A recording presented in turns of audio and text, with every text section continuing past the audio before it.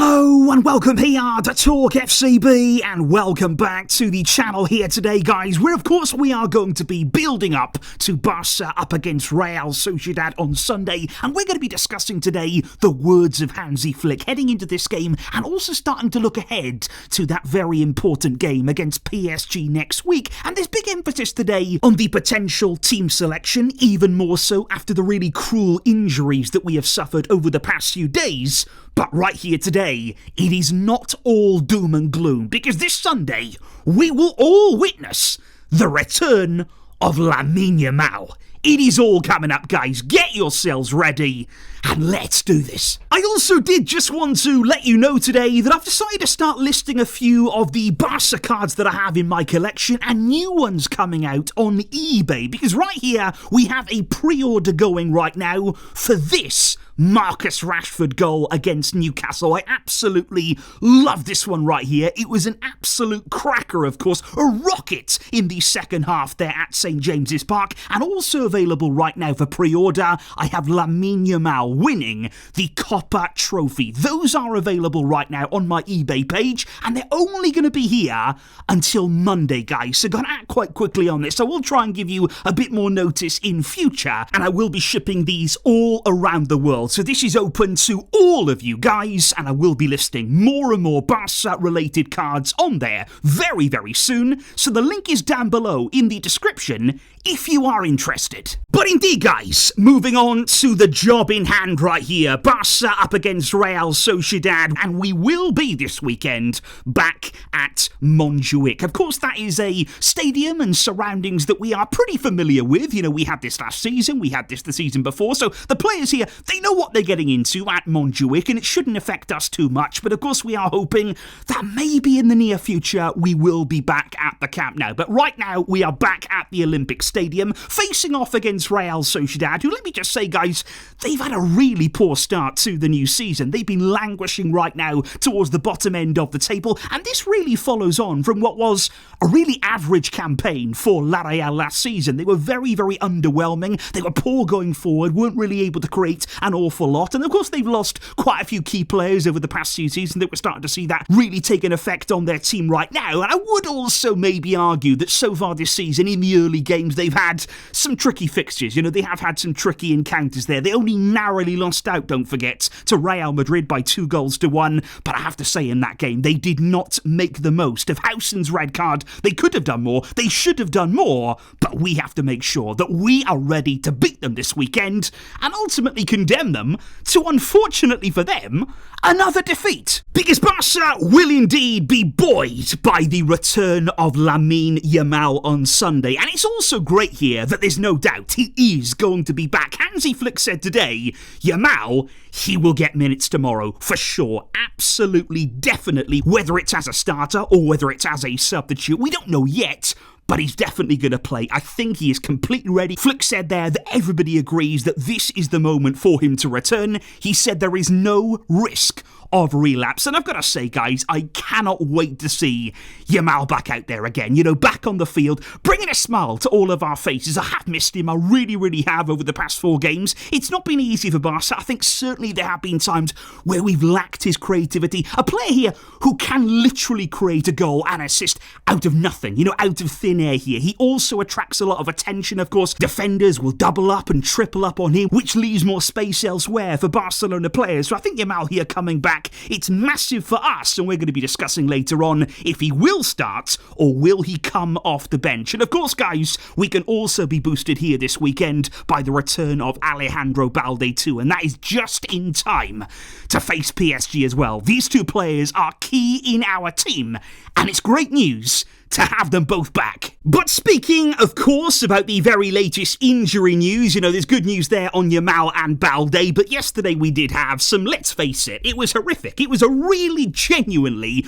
horrible day of injury news. First of all, Rafinha has been ruled out for 3 weeks of action, so of course we're not going to be able to call upon him for this game or against PSG or against Sevilla before the international break. But not only that, I think with Joan Garcia, guys, I genuinely had nightmares last night thinking about what's happening with him. You know, that knee injury, we heard about the meniscus, we heard here today about the arthroscopic surgery, and all that I've been hoping is Please let that go well. Please let that go smoothly. We need it to be a complete success. And the best news of the day is that it has gone well. The surgery was a success here today. We heard that he underwent surgery in the morning on that torn medial meniscus in his left knee. The arthroscopic surgery was performed in Barcelona, and the recovery time, it's been reiterated here by the club, between 4 to 6 weeks of action, which obviously it's not ideal. We don't want to lose Joan Garcia for the Clásico. It looks as though he's pretty much ruled out of that. He may be out until the next international break in November, but at the same time, I will still take that over what we saw, for instance, happen with Gavi, where there were some complications whereby they opened that knee up and things were a lot worse than they first anticipated here. So today, it's great news that the operation went smoothly, it was successful, and he will be back in 4 to 6 weeks. What a start he's had to his Barca career. We can't wait for him to come back. But in his place now sees the return of Szczesny. And I did think it was nice today to hear Hansi Flick with a real show of confidence towards Szczesny today in his press conference. He says Szczesny is back, and in the second half of last season, we won almost all the matches we played with him. And he said we secured 3 titles with Szczesny in goal. So he's a fantastic goalkeeper, and I've got no doubts at all about him. And I do think here Szczesny is the perfect backup goalkeeper, because in this kind of situation where he's thrown into the limelight, much like what happened last season, he adapts very well. He takes it all in his stride. He doesn't take things too seriously, does he? He's willing to just sort of make his way there, not overthink it, not feel as though the pressure is really on him. And he did perform very solidly for us last season. We can't forget that, and we will be putting our faith in him over these next few weeks and backing him to see us through these games. However, guys, speaking of the game to come against Real Sociedad, I think one player worth talking about right now is Dani Olmo, because I do have to say, he wasn't able to follow up his really positive display against Getafe. I thought he was poor against Oviedo. I really did there. I thought he was quite sluggish on the ball, didn't really make an awful lot happen there in the final third. And I think, to be honest, we see this as a bit of a pattern with Olmo and with Fermin as well, to be perfectly honest with you, because I think at times in that 10, neither of them are able to string together a real run of consistently high performances there. Neither of them can really seize the initiative and solely make that shirt their own and their spot in the team. They can't really lock it down. And I think with Fermin right now out injured until the next international break, if Olmo's not playing well right now, if he's not really feeling confident, if he's not having the impact that we need him to, there might be an opening for somebody else coming in. And right now I'm thinking about Tony Fernandes. Now, this is somebody who really impressed us in pre-season. He really did look good. He looked fresh there in that 10 role. Flick is a very big admirer of him. We've seen him a lot of the time, around the squad this season in terms of the training sessions and in terms of the matchday squads. But as of right now, he is yet to make his way out there on the field. But could these games to come be that moment for him? And today we heard from Hansi Flick. He said, I think it's good that he's been training with us and that he's playing with the best players around him. He's learning a lot at all times. He said every week he develops in a great team here at Barca, and he is an option to play. He hasn't played in the last matches, but Tony Fernandes is available. He's a very good option for us, and I would definitely keep an eye on that right now. I think he's closer than ever to getting into the team, to playing some minutes. I want to see what he can do, and like I say, if Olmo isn't at the sharpest, isn't where we need him to be, Tony Fernandes is waiting, desperately waiting for his big opportunity. But indeed, heading into this Sunday's game against Real Sociedad, there will undoubtedly be still a lot of attention on our next game, of course, which comes against Paris Saint-Germain on Wednesday. And the big question already is, are we going to see a bit of rotation again from Hansi Flick? Are we going to rest a few players maybe ahead of that PSG game? Which, in my opinion right here now, guys,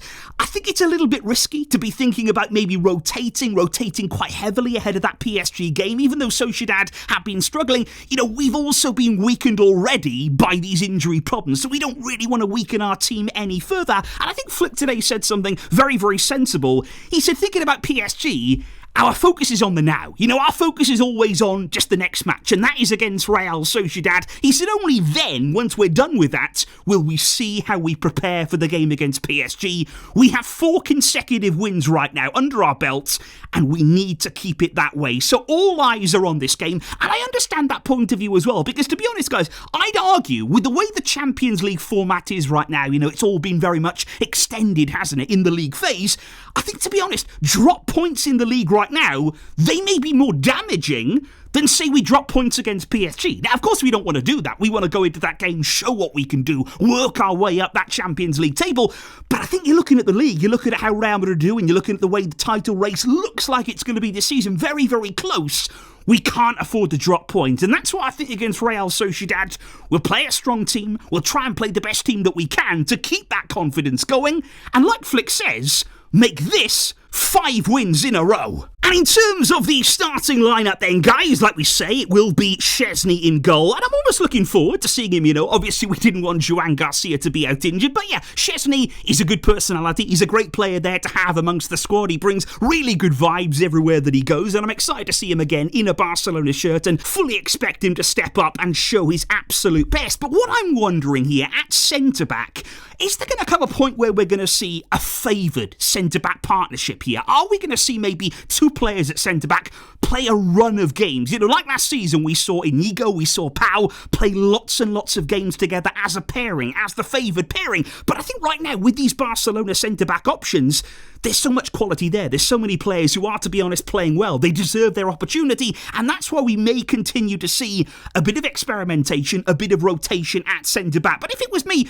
maybe let's see again Ronald Araujo and Pau Cubarsí. Araujo is very, very good against Oviedo. Flick admitted that he's finding confidence now in his game. Pau, of course, he could be rested. You could bring in Eric at centre-back. You could bring in Christensen. But maybe let's see more of those two together. I think Koundé is likely to come back in at right-back. He was given a bit of rest from the start in the last game. And this may be the last match that we see Gerard Martin starting at left-back. I think Balde, he's going to come on in this game. I'd be a bit surprised there if he started, but we are going to definitely see him ahead of maybe starting the game against PSG. And then in midfield, though, this is what I mean when I say it's hard to think of anybody else right now but Pedri and Frenkie. They are the duo that if they're fit, if they're available, which they are, you want to play them. Now, I know that we have to look after our players. It all depends, we don't want to overwork them. We don't want to overburden them. If we're winning games, maybe then we should be taking them off and giving them rest.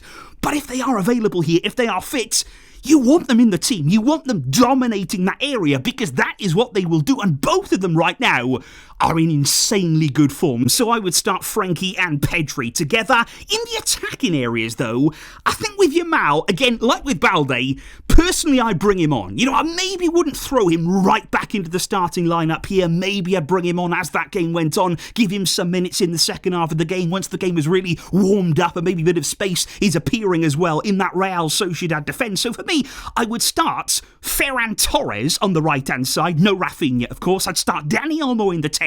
But again, it's open to change if he doesn't perform. And then Rashford over to the left with Lewandowski leading the line. So that way you do get Ferran and Lewandowski in the same team. Both of them have been scoring goals. Rashford, as we know, has been a massive threat recently. And then in the second half, you can look over to the bench. You can think, I could bring Lamine Yamal on. Yeah, I think I'll do that. And can you imagine being in that Real Sociedad defence? You've been defending all game long, fighting with everything you had, holding on to something.